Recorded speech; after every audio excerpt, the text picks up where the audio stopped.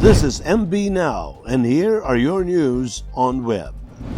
The reproduction number of COVID-19 in Metro Manila has further dipped to 1.25 with a growth rate in cases of only 3%, independent research group Octa said on Friday, September 17.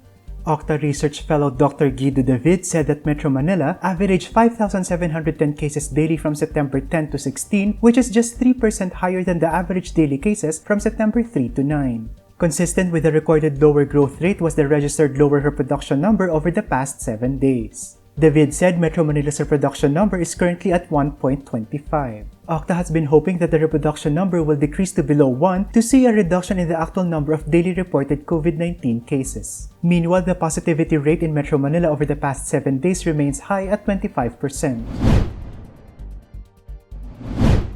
The Department of Interior and Local Government has warned individuals with symptoms or in close contact with COVID-positive patients who refuse to be tested for the virus risk themselves of imprisonment or other appropriate penalties. DILG Secretary Eduardo Año said those who will dodge swab tests may be meted a fine of 20,000 pesos to 50,000 pesos or imprisonment of up to 6 months.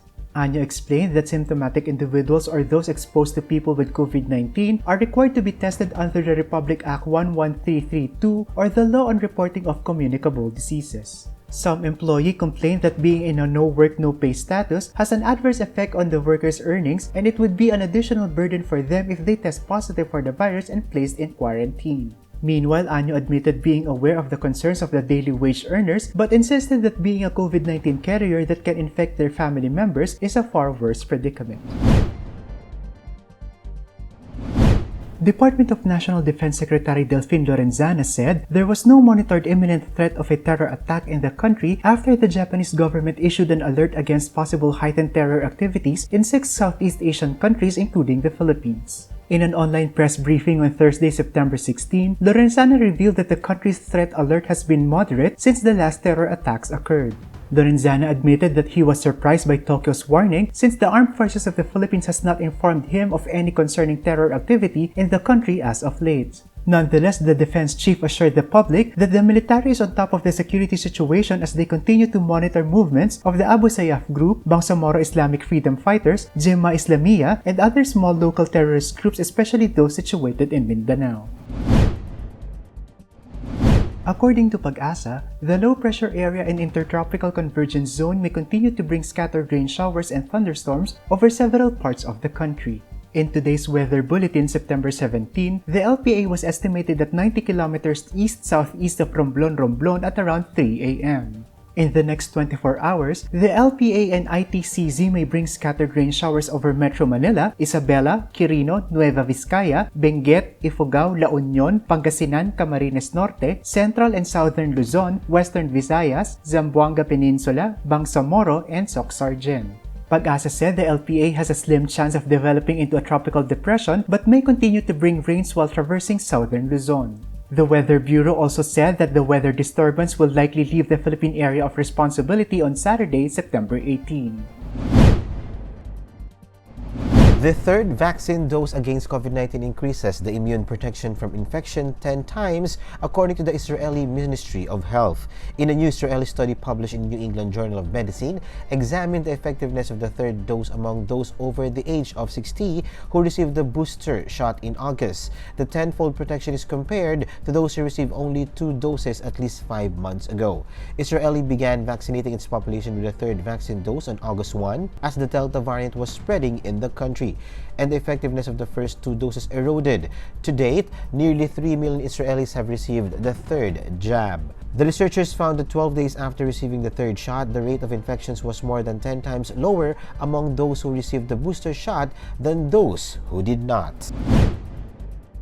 K-pop group Blackpink member Lisa's debut solo album Lalisa sold more than 736,000 copies in the first week of release and set 2 new records. Lalisa garnered a total of 736,221 copies in sales in the first week of the release from September 10 to 16. According to Korea's Hanteo chart, Lisa set records of achieving first place in first week sales among all female artists of all time and becoming the first female solo artist to achieve achieve 500,000 copies in the first week sales. Hanteo chart also revealed that Lalisa topped the weekly physical album chart, selling 338,612 copies for the period of September 6 to 12. The nominees of the 73rd Emmy Awards have been revealed. Among the notable shows that received the nominations are Netflix's latest season of British Royals drama The Crown and the Star Wars television series The Mandalorian on Disney+, topped with 24 nominations each.